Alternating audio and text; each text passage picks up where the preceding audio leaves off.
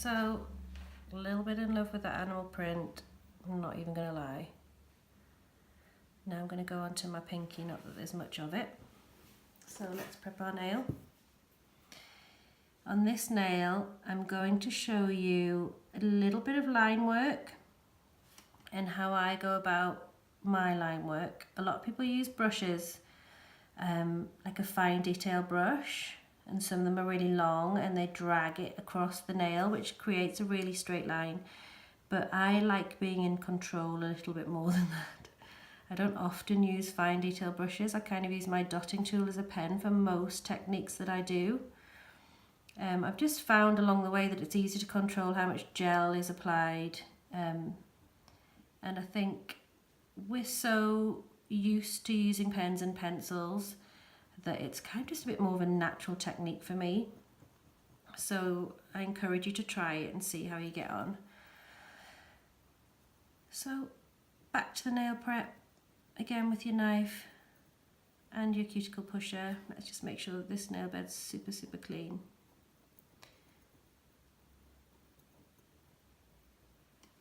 Use our dust brush.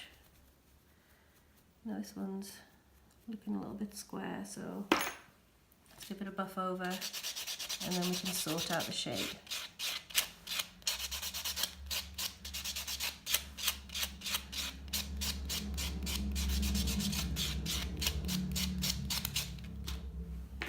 Yeah, let's get rid of the dust.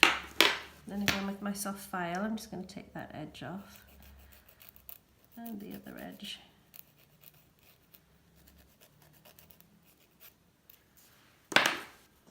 And let's go ahead in with our nail prep. Make sure that's dry. And a little bit of Bonder. And give that its 20 seconds to dry. And then we're going to go in with our base coat.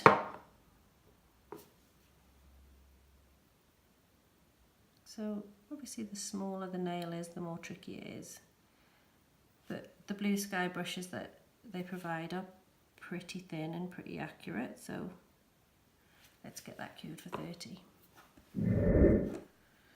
Okay, and because of the technique that I'm doing, a little bit of the nail is going to be exposed and not have colour on. I'm just going to give it another base coat just to make sure that all of the nail is covered and protected. So there's base coat number 2 and it goes for 30. Okay, now because I want a really sharp line for this design, I'm going to take a little bit of my acetone free on my cotton pad and just wipe the tacky layer from the base coat, because I find if you leave the tacky layer, the polish that you put on top kind of bleeds in a little bit and it doesn't give you that really accurate sharp line. So for this one I'm going to use a colour which is called D160, which is again blue sky, but it's the reddest red. It's kind of, if somebody wants a red polish, this is the one that I always suggest, because it's classic and it's not too bright and it's not too deep. So we're going to go ahead and use this. I'm going to pop a little bit on my dappen dish just for the line work. Now it is up to you, and I guess this will come with confidence when it comes to creating a straight line. So I'm going to do pretty much half and half of the nail in red. But unlike the ombre, I want it to be like a really straight line.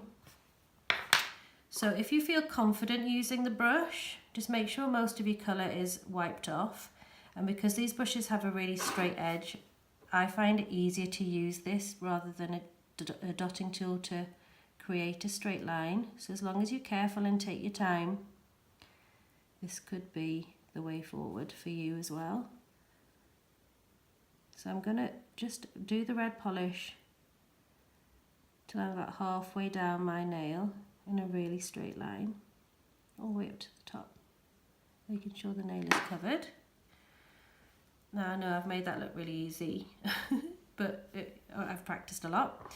If you feel like the line isn't as accurate as you'd like, you could just pop a little bit of the red polish on a dotting tool and just neaten up the edges a bit and just draw it like a pen and just have the confidence to do that. And remember, with gel, if you don't get it first time, you can always wipe it off and start again. And likewise, if you feel it's easier, I'm just going to take this off and show you how you could do it. You could use your dotting tool with a little bit of the red on and create a guide for yourself, just with a little bit of the polish, just straight across. And that kind of just gives you an idea of where the polish should go up to. And then you can go in at it with a tiny bit of the red polish on the blue sky brush, covering all the way up to the top.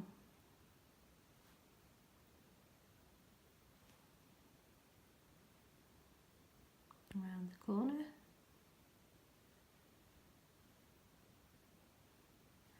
I don't often have to clean up much of the free edge, but if you do get any polish onto the client's nails, you can always just use the other end of the dotting tool or a brush with a tiny little bit of acetone free on it, and you can just neaten it up like that, wipe it off. So once you've got one layer of the red polish in a super straight line, we can cure that for 30 seconds. Okay, there's our first coat. And now that we've done our guide layer, it should make it easier for you to do the next 3 coats. So you can just push your brush as close to that guide line as you can. Just keep it nice and straight.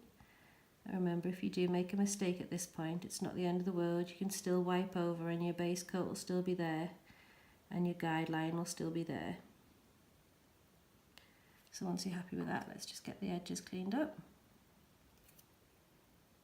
It's important to do that and remove it before you cure it, because otherwise it'll get cured to the skin. So there's number 2. Let's get that in. So there's our second layer cured. Let's go in for number 3.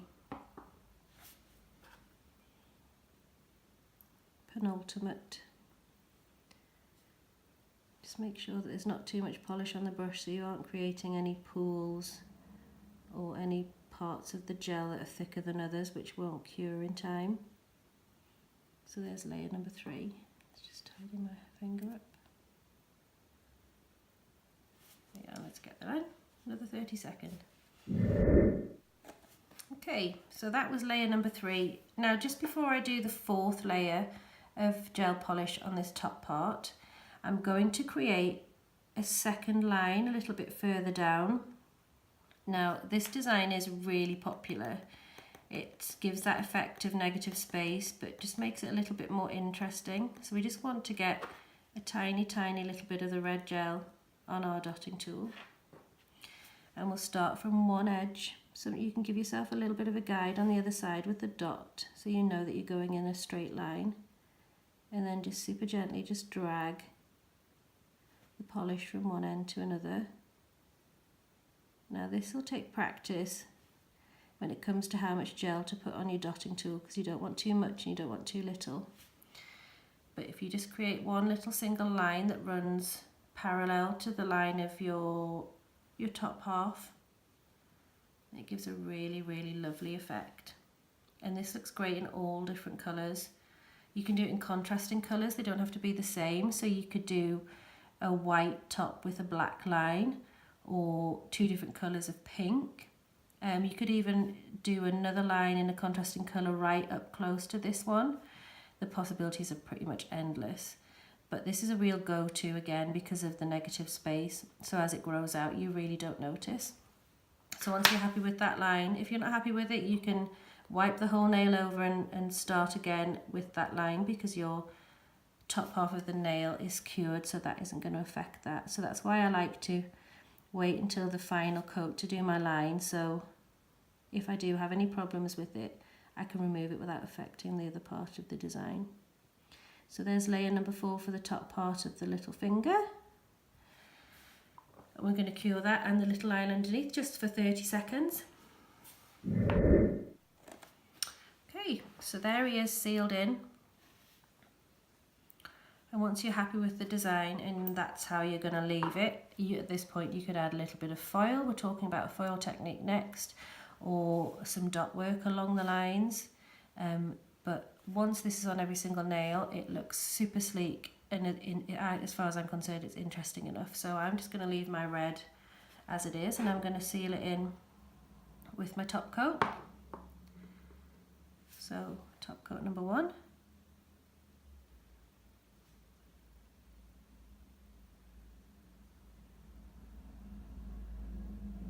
In it goes.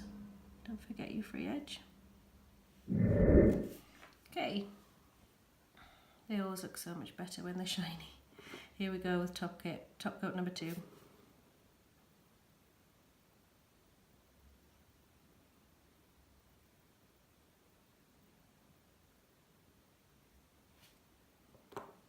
Just neaten this finger up. And we go for 30. And then we have it. Let's just get this tacky layer off with the acetone free nail varnish remover and neaten up any of the skin. Now there's a little bit of gel on my skin because this nail's so short, but that'll just wash off when I wash my hands. So there he is. Let's just get a little bit of our coconut oil on. I should have said these beautiful Skullen nail pots. I decant my coconut oil into these so it makes it much more manageable, and my clients tend to take one home with them to keep their cuticles nice and moist. And keep them in the handbags as long as they remember that it does melt. And there we go.